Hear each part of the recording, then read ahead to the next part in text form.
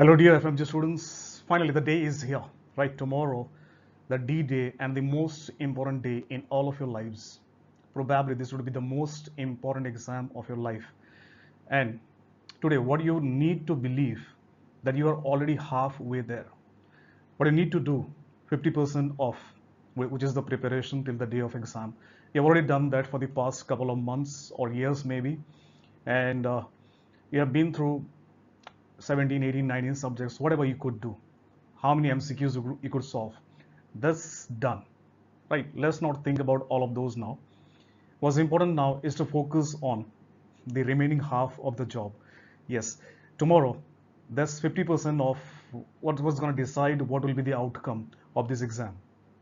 Now, see, 300 questions and 300 minutes. What do I need to know about that? Point number one, living in MCQ in an exam like FMG is a crime, guys. Don't do that crime, right? So time management is important so that you solve each and every question. First point. Point number two, having said that, do I need to solve all the questions out of the knowledge that I've acquired? No, that is humanly not possible. I would not be able to solve all the questions, and that is fine, right? Now, what should I do then? Now, irrespective of how well you have prepared, out of those 300 questions, you should be able to solve around 240, 250, 260. I'm giving you a range of 240 to 260. It might differ from person to person. So at the end of the day, if you look at this, I'll be left with around 40 to 50 questions where I have no idea where they've asked the questions from, either from this planet or from Mars or Pluto, right? Now, what I need to do with those 40 to 50 questions, I'll tell you what I think from students' point of view, right? But what I would have done in your place is I would not have, marked different options for those 50 to 40 to 50 questions. The reason being, I don't know anything about those. So rather than marking different options, what I would have done is I would have marked single option. Now, it does not matter which option you choose the alphabet you like the most, be it A, B, C, or D. Choose single option, and in both papers for those questions, which is around 40 to 50, mark the same option, right? So this will help you to get at least 5 to 10 marks extra, right? If you not do that, you'll be losing on that mark.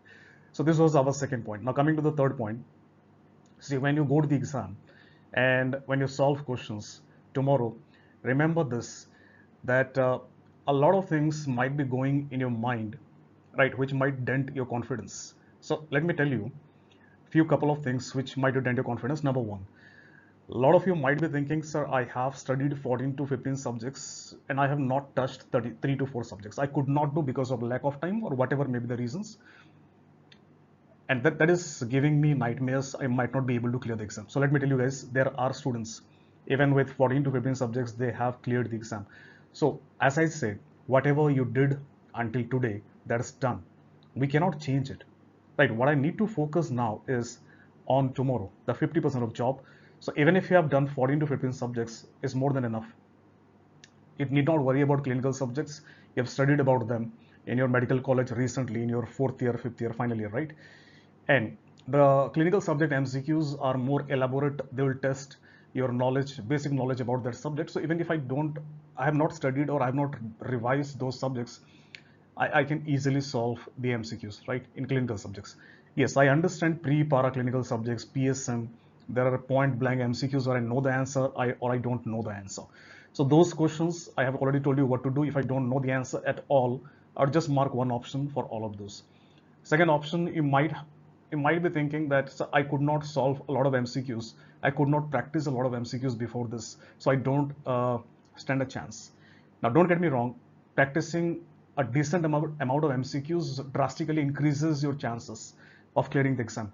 But if you have not been able to solve a lot of MCQs, it does not mean you cannot clear the exam. You can still clear the exam, right?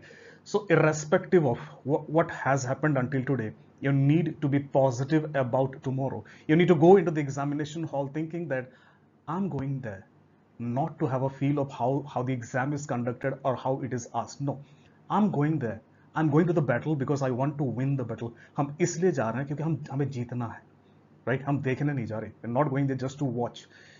Second point, remember this time the FMG exam is the most important. The greatest motivation for you guys should be that if you don't clear is this time, the next is looming. We don't know when that is going to happen, but there cannot be a biggest motivation than the next exam to clear the FMG exam this time.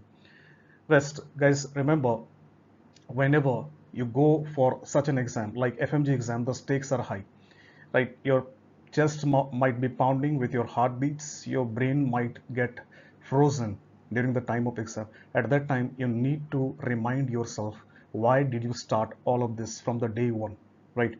What are the expectations of your parents from you, right? They want to see you pass through the exam and flourish as a clinician, right? As whatever you want to do with your career after that. So recall all those things and let them fire the motivation inside you to go and crack the exam. So guys, to all the FMG students, I would like to wish all the best for tomorrow's exam. Go there, rock the exam, and fight as if this is the last battle in your life. Fight as if your life depends on it. Take care, guys. Take care.